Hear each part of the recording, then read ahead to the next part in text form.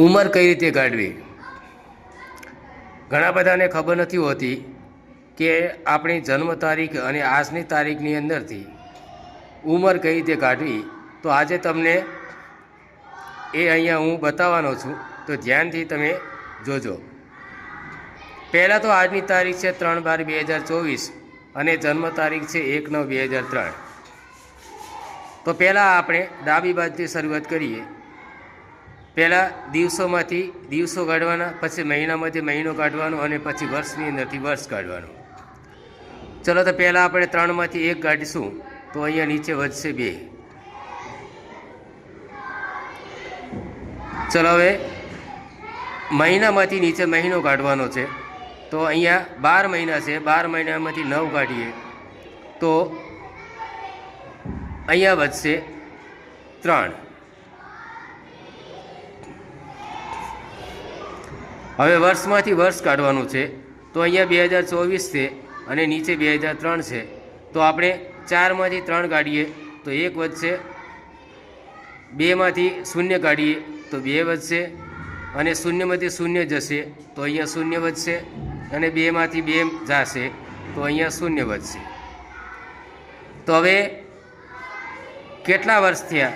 તો કે 21 વર્ષ 3 મહિના અને 2 દિવસ. ચલો હવે નીચેની જન્મ તારીખ જોઈએ કે આજની તારીખ છે 3/4/2024 અને જન્મ તારીખ છે 6/2/2021. હવે તમે અહીંયા જોઈ શકો છો કે પહેલાં આપણે ડાબી બાજુથી શરૂઆત કરવાની છે, તો 3માંથી 6 જશે નહીં.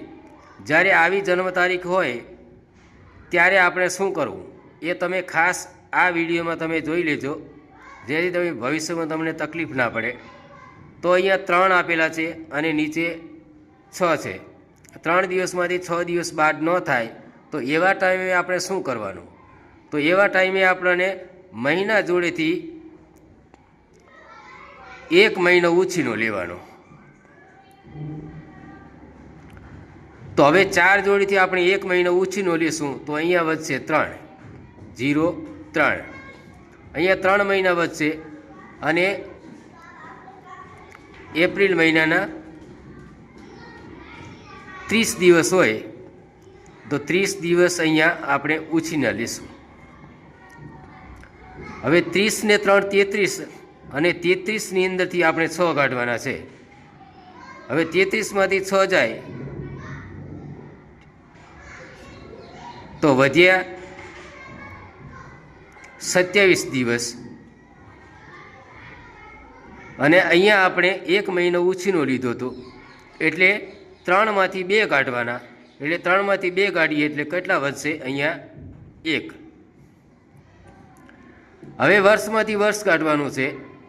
હવે 4માંથી 1 કાઢશું તો અહીંયા વધશે 3, અને 2માંથી 2 જશે તો અહીંયા વધશે 0. હવે 0માંથી 0 જશે તો અહીંયા વધશે 0, અને 2માંથી 2 જશે તો અહીંયા વધશે 0. તો કેટલા થયા? 3 વર્ષ 1 મહિનો અને 27 દિવસ થયા. જ્યારે આ રીતના જન્મ તારીખ હોય અને આજની તારીખ આની અંદર દિવસ ઓછા હોય અને આજની તારીખની દિવસ વધારે હોય ત્યારે આપણે મહિનામાંથી 1 મહિનો ઉછીનો લેવાનો હોય. જ્યારે અહીંયા મહિના ઓછા હોય અને નીચે મહિના વધારે હોય ત્યારે આપણે વર્ષમાંથી 1 વર્ષ ઉછીનું લેવાનું હોય. હવે 1 વર્ષ ઉછીનું લઈએ એટલે અહીંયા 1 વર્ષ બાદ કરવાનું અને બાજુની અંદર 12 મહિના ઉમેરી દેવાના. આ રીતે તમે સરળતાથી જન્મ તારીખની અંદરથી ઉંમર ગાળી શકો છો.